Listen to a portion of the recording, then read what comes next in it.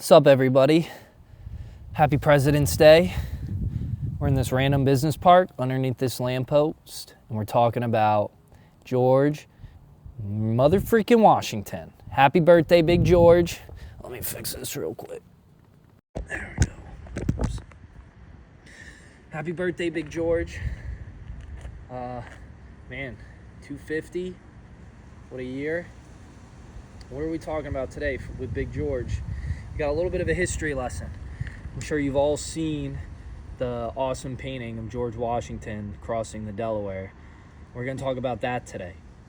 So let's get some context. We are in 1776, towards the winter, and America is getting its butt handed to it by the Brits. I'm not happy to say it, but we were getting our butts handed to us.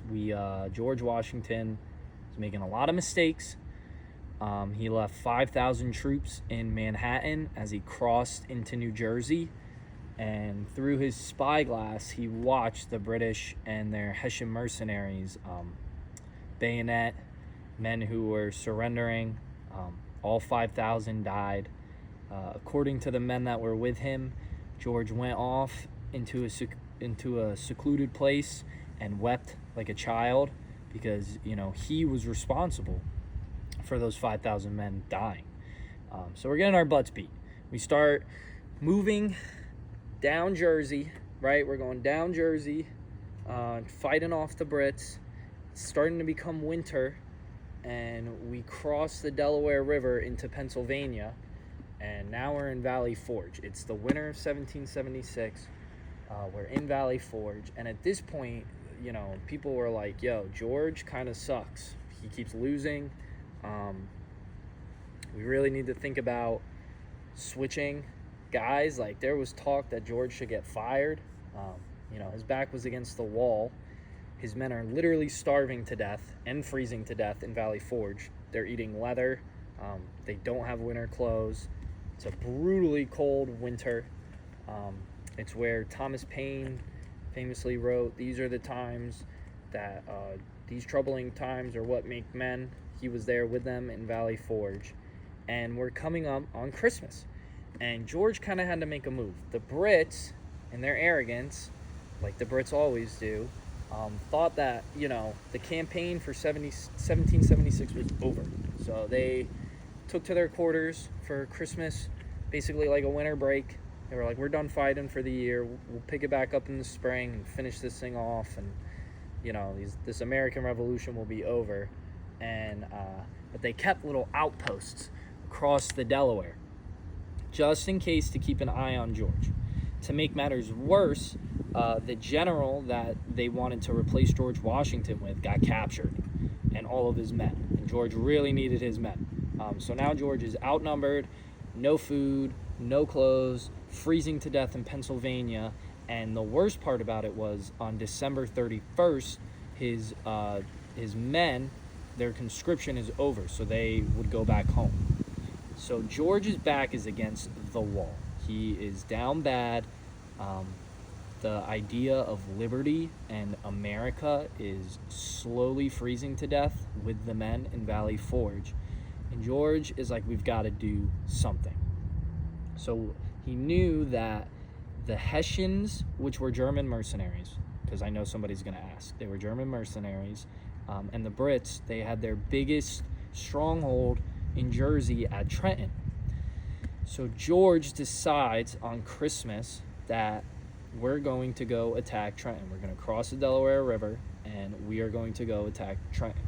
So they march to the Delaware River, and their plan was that they would cross the river at midnight, march the 9 miles to Trenton, and surprise the Hessians and the Brits at daybreak. And what basically happened was they showed up to the Delaware at midnight and realized the thing is frozen over. There is ice, like Titanic icebergs. You guys know the Titanic, like all across the Delaware. So George is like, man, should we even do this? Like, should we turn back? But he knew if he turned back, America was basically a done deal. There was going to be no America. So he says, screw it, we're doing it. So they cross the Delaware in their rowboats across these ice caps, that easily could have destroyed their little wooden boats. And they cross the Delaware, they land on the other side, and then they force march. And force march is basically like a sprint for 9 miles with no clothes in the middle of a blizzard to Trenton. Now, the Brits and the Hessians, it's Christmas Eve in Trenton. They're like, there's no way the Americans are going to attack us on Christmas night in a blizzard. There's absolutely no way. It's impossible. So let's just all get drunk and party. But they had no flippin' idea who they were messing with. They were messing with George mother freaking Washington. And George force marches 9 miles in a blizzard, you guys, in a snowstorm. And they make it to Trenton, and they surprise the Brits and the Hessians, and they catch them off guard. Now, George, from his mistakes, he learned.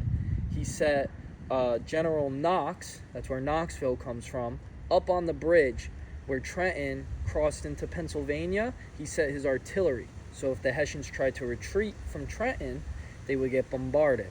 And then he had a small force attack the nearest fort so that those men could not come to the aid of the men in Trenton. And the only 2 Americans who died were 2 men who froze to death on the force march to Trenton. They captured over 1,000 Hessians, and they wounded about 100. And they won the flippin' day.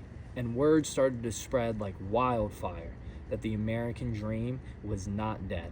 If anything, it was now kindling and becoming a raging inferno all across the colonies.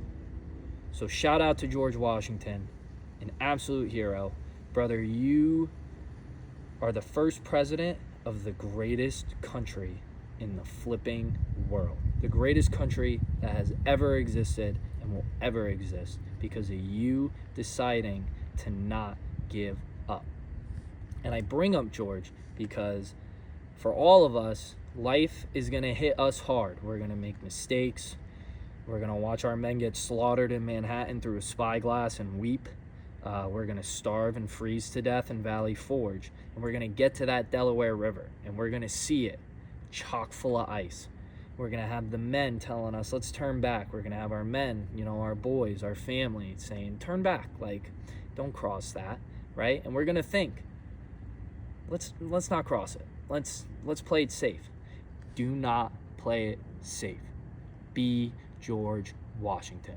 When you come up against that Delaware River, you row your little butt across that frozen river and you force march 9 freaking miles in a blizzard. You do not give up. You have the Lord on your side. If it was not for George deciding not to give up, I would not be here right now preaching about him in the great state of Florida. It is because of George and those brave men who believed in something that was greater than them and were willing to die for it that I am here right now talking to all of you. Shout out George. Happy President's Day. If you don't like America, leave. Get lost. There's so many people out there in the world that love this country that would sacrifice everything to be here for the opportunity to be here like George. They would cross the Delaware in a heartbeat and force march those 9 miles. So if you don't like it, get lost. Verse of the day, we're in the Old Testament because I'm on fire right now. In the Old Testament, Yahweh, whew, man, was that boy on fire. So we're in the 2nd book of Chronicles. We're in chapter 15, verses 6 and 7. They were broken in pieces, nation against nation, and city against city, for God troubled them with every sort of distress, much like George. But you, take courage. Do not let your hands be weak, for your work shall be rewarded. When God puts you in front of that Delaware, my friends, you keep going. Your work will be rewarded. I love all of you. I hope you had a wonderful President's Day. Kiss an old lady. Never, ever, ever give up. If you give up, I will come find you and I will slap you. I will find you and I will slap you and tell you, you do not give up. You are not a quitter. You woke up today. God loves you. You give it your flippin' all. I love all of you. I will see you tomorrow. God bless.